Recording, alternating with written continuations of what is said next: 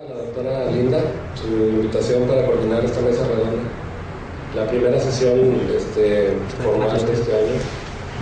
Y bueno, toca en suerte hablar sobre glaucoma. Voy a invitar al resto del panel, doctor Rubén Reynoso, doctor Oscar Carrión y doctora Silvia Vilches. Y bueno, en principio yo creo que es un tema muy interesante que ha venido a justificar de una manera obvia la utilización de tecnología emergente, reciente, para poder hacer este tipo de diagnósticos. Afortunadamente, pues, se cuenta con esta tecnología en algunos centros, pero desafortunadamente la gran mayoría de nosotros, la mayoría de los oftalmólogos, no tenemos acceso a estudios tan sofisticados, a equipos tan costosos, y siendo así un poco más práctico, yo quisiera aterrizar el tema en base a la sencillez que hay a veces en una exploración, una historia clínica, y en principio preguntarle al panel qué herramientas accesibles en el consultorio tenemos nosotros acceso que puedan hacernos más fácil hacer un diagnóstico de la sospecha de un glaucoma de ángulo cerrado, o bien confirmar que realmente es un glaucoma de ángulo cerrado, sin tener acceso a la tecnología que ya menciono. De manera, digamos, habitual, en el trabajo cotidiano, en el consultorio, ¿cuál sería el abordaje intencionado para poder hacer este diagnóstico?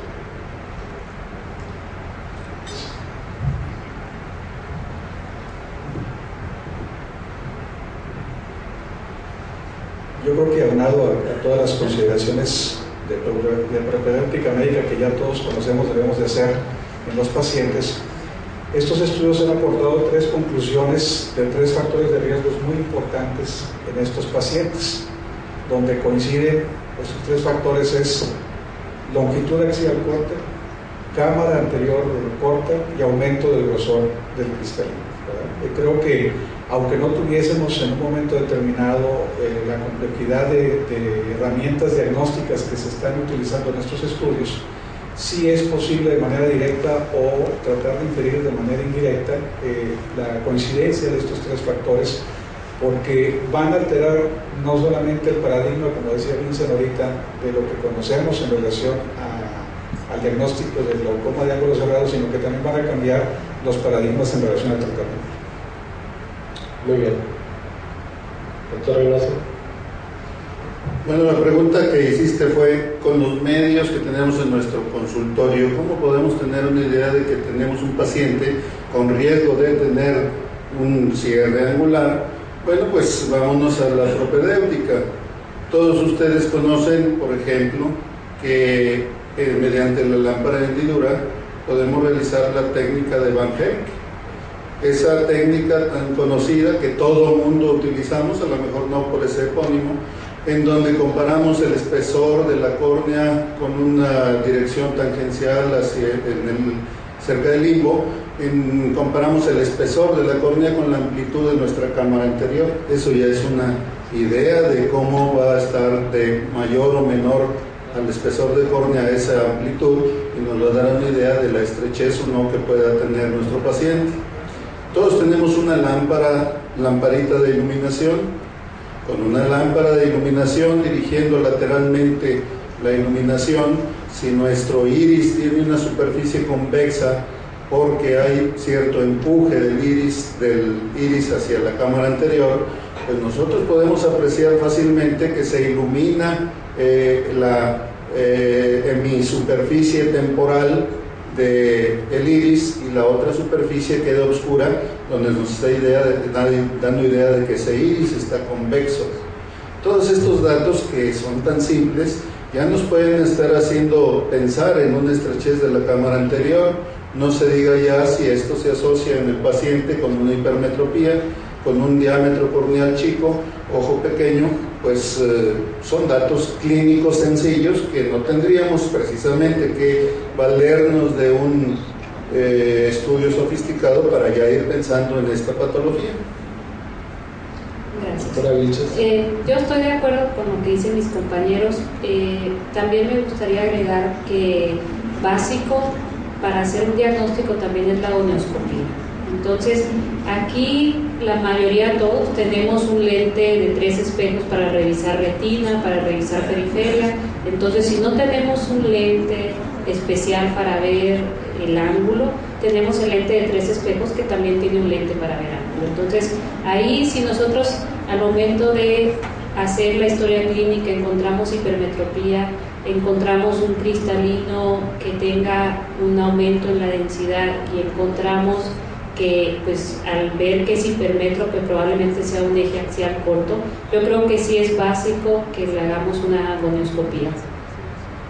¿Hay alguna medida de longitud axial que ustedes consideren como limítrofe? Porque eso también lo tenemos muy accesible, ¿no?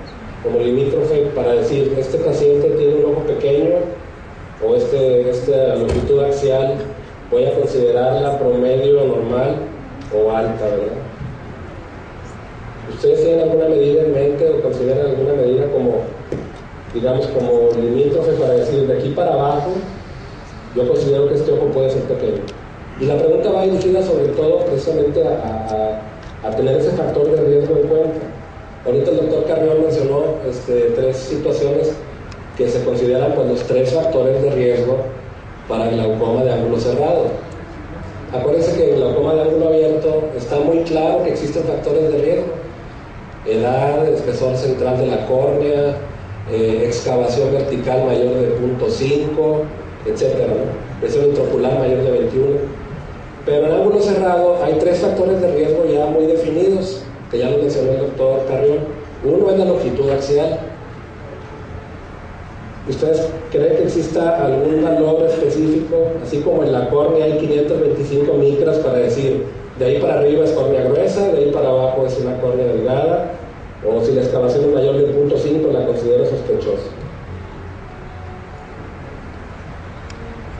Bueno, perdón, antes de esa pregunta y completando el comentario de la doctora, la gonioscopía es muy importante ciertamente, pero también hay que saberla hacer.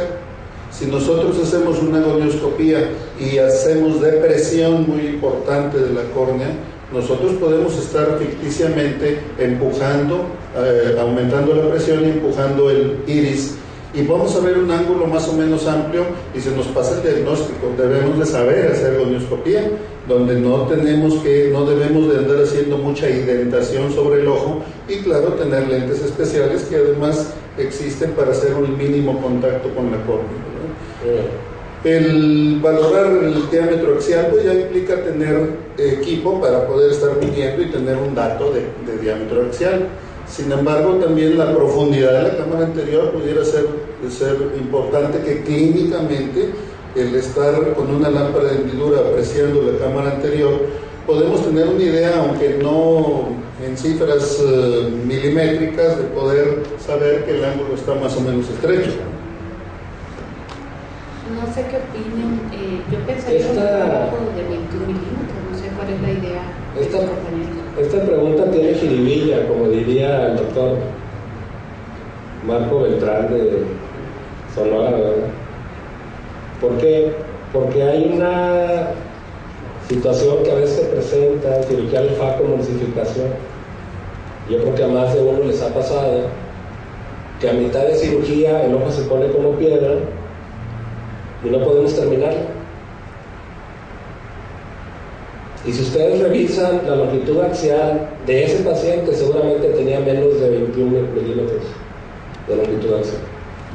19, 18, 20, pero generalmente es abajo de 21 o 20. Entonces, es una situación que hay que considerar siempre en cirugía de catarata.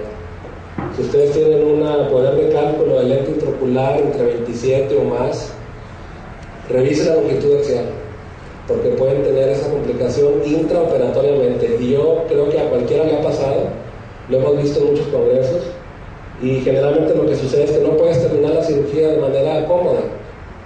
Es imposible meter un lente si no lo habías puesto todavía. Se pone el ojo muy duro, y lo más interesante de esto es que al siguiente día el ojo está como si nada.